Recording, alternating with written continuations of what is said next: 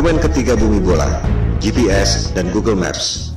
GPS adalah Global Positioning System untuk mengetahui di mana posisi orang atau tempat tertentu di lokasi manapun di dunia. Disebutkan bahwa orang yang ada di ujung barat tak dapat mengirim sinyal wireless ke orang yang ada di ujung timur karena terkena lengkungan bumi. GPS pada mobile phone kita, juga pada aplikasi Uber, Gojek, dan lain-lain, menggunakan berbagai aplikasi yang sudah ada. Yang paling umum adalah Google Maps. Jika ada orang mengatakan bahwa GPS Anda sebenarnya tidak menggunakan satelit, apakah Anda percaya? Kita tak perlu ngarang atau debat kusir. Mari kita dengar sendiri apa yang dikatakan oleh Google tentang Google Maps. Google Maps for mobile has solved this problem with a new beta feature called My Location. Instead of you telling Google your location, Google displays your location on the map with a click of a button, and it doesn't require GPS. Dengar sendiri kan? Ternyata My Location pada Google tidak menggunakan GPS, tidak menggunakan satelit. Ini adalah penjelasan resmi dari Google. Anda bisa search di YouTube, ketik Google Maps for Mobile with My Location. Lantas, bagaimana Google Maps, Gojek, Uber, dan lain-lain bisa bekerja pada HP kita dengan begitu canggihnya? Mari kita dengarkan lanjutan penjelasan Google bagaimana mereka melakukannya. So, how does it work? Each time you use your phone to make a call, send a text message, or view a website, the information goes through towers, which provide your phone with reception. A tower picks up your call and connects you to your Aunt Molly. The same thing happens when you fire up Google Maps for mobile. The tower gives you the reception you need to access map information. These towers also help Google display your location. Each tower has a unique footprint. When you access My Location, Google calculates an estimated location of your handset based on the unique footprint of nearby towers. It's not GPS. It's not GPS. It's not GPS. Dengar sendiri kan? Ternyata Google tidak menggunakan GPS. Sinyal-sinyal yang canggih itu diperoleh dari menara Telkom biasa. Persepsi Anda yang mengatakan bahwa HP Anda menggunakan GPS dan satelit lewat Google Maps. Google sendiri mengatakan tidak. Bagaimana dengan Google Maps yang secara sempurna dapat membuat peta dari udara, termasuk atap rumah kita bisa kelihatan? Bukankah itu menggunakan satelit? Ternyata Google Maps dibuat dengan menggunakan drone, bukan satelit. Silakan Anda riset dan temukan sendiri. Semua bukti-bukti ada di depan mata. Anda hanya tak memperhatikannya saja selama ini. Itu yang membuat kesadaran flat earth booming secara eksponensial sejak 2015. Pada bumi yang datar, satelit memang tidak diperlukan. Anda hanya perlu menara-menara Telkom. Hal ini akan kita bahas pada bab berikut, bagaimana USGS mengatur jarak penerbangan pesawat.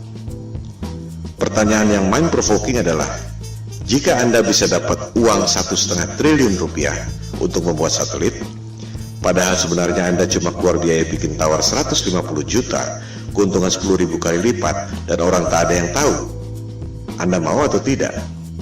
Keuntungan 10.000 kali lipat. Anda dagang dengan modal 1 juta, dapat hasil 10 miliar. Mau atau tidak?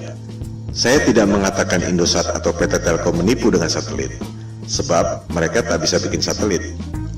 Yang bisa bikin satelit adalah dia-dia juga, Hughes, Boeing, Ball, Lockheed Martin, dan lain-lain.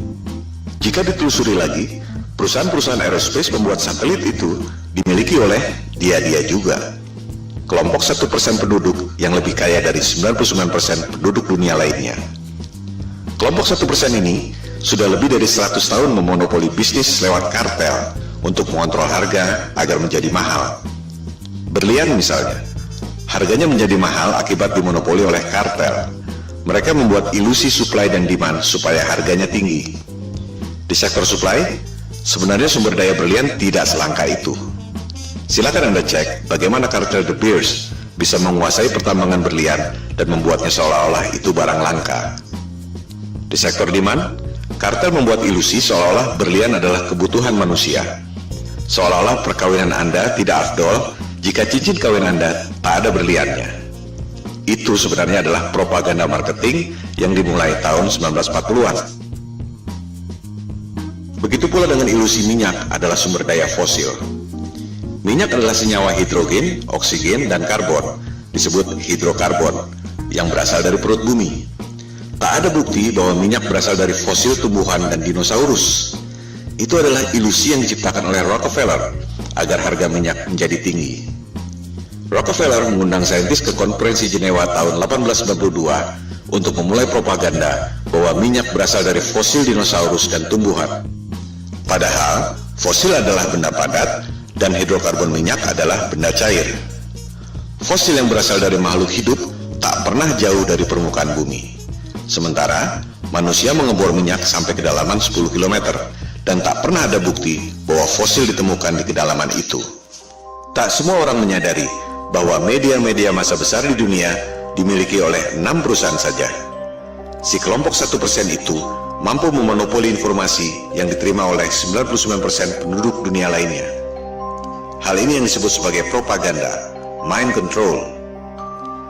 Jika kelompok super kaya yang 1% itu, atau disebut elit global, mampu mencuci otak Anda lewat pendidikan, media massa dan film-film, ilusi marketing yang membuat harga berlian dan harga minyak menjadi tinggi, apakah mereka tak mampu membuat ilusi tentang satelit? Kembali pada soal GPS. Tak semua orang menyadari bahwa GPS digunakan sejak tahun 1973 yang merupakan bagian dari teknologi militer. GPS berasal dari teknologi sebelumnya yaitu LORAN atau Long Range Navigation dan Decca Navigation yang digunakan sejak Perang Dunia Kedua. Of its equipment, which makes it very easy to operate and maintain once you understand a few fundamentals. To provide worldwide coverage, the Omega system will use 8 VLF transmitting stations. One in Norway, another in Trinidad, one in Hawaii, and another in north-central United States. Of the remaining, one is in the Indian Ocean, another in the southern part of South America, one in the Tasman Sea area, and finally, one in the Western Pacific. Apa yang membuat Anda berpikir bahwa dunia militer yang didesain buat perang membela negara tiba-tiba jadi malaikat yang menolong umat manusia di negara-negara lain dengan memberikan teknologi gratis? Disinilah jelinya the global elites yang sudah lebih dari 100 tahun memperoleh profit dengan cara menipu orang, scam, money laundering, transaksi fiktif, you name it. Demikian halnya dengan NASA. Apa yang membuat Anda berpikir bahwa NASA adalah badan eksplorasi yang bekerja untuk kepentingan dunia? Siapakah NASA? Coba kita lihat keterangan di webnya sendiri. Jelas ditulis di situ bahwa tujuan pembentukan NASA tahun 1958 adalah berkaitan dengan Perang Dingin, di mana Rusia berhasil meluncurkan Sputnik tahun 1957. Majalah Times menjelaskannya lebih gamblang. Judulnya, Alasan yang Menyedihkan Tapi Familiar tentang Pembentukan NASA. Disebutkan, tujuannya sangat membumi, yaitu office politics, bukan untuk kepentingan umat manusia di dunia. Budget NASA 2016 adalah 19,3 miliar dolar atau sekitar 256 triliun per tahun. Hasilnya, kebanyakan adalah propaganda CGI. Motivasinya, ada 256 triliun motivasi di situ. Bisnis adalah bisnis, di mana ada peluang, pasti banyak kepentingan. Bukan hanya pegawai-pegawainya, tapi juga kontraktor-kontraktor besarnya. Roket memang diluncurkan, tapi jika diperhatikan, arahnya tak pernah lurus ke atas, selalu melengkung dan akhirnya horizontal. Karena memang tak pernah lewat dari low Earth orbit, sekitar 500 km dari permukaan bumi. Seperti yang dikatakan Times tadi, tujuan pendirian NASA sangat membumi, yaitu office politics. Pertanyaannya, untuk politik dan kepentingan siapa? Seperti yang telah disebutkan di awal, persoalan flat earth ini bukan debat kusir, bukan omong kosong, bukan adu ego, bukan adu pintar. Melainkan, ada hal lain yang lebih fundamental yang sangat berhubungan dengan kehidupan kita. Pada pembahasan selanjutnya, di video-video berikutnya, kita akan membahas hal ini. Ilusi bumi berbentuk globe memang sengaja dibuat oleh para globalis, atau biasa disebut elit global. Mereka yang membuat berbagai krisis, perang, termasuk menjauhkan manusia dengan ketuhanan lewat dogma-dogma sains modern dan ilusi bumi globe. Kita sebenarnya tak perlu bayar biaya telekomunikasi mahal-mahal, tak perlu bayar listrik mahal-mahal, tak perlu bayar bensin mahal-mahal. Teknologinya sudah ada dari tahun 1898, dibuat oleh manusia paling jenius yang pernah lahir di muka bumi, yaitu Nikola Tesla.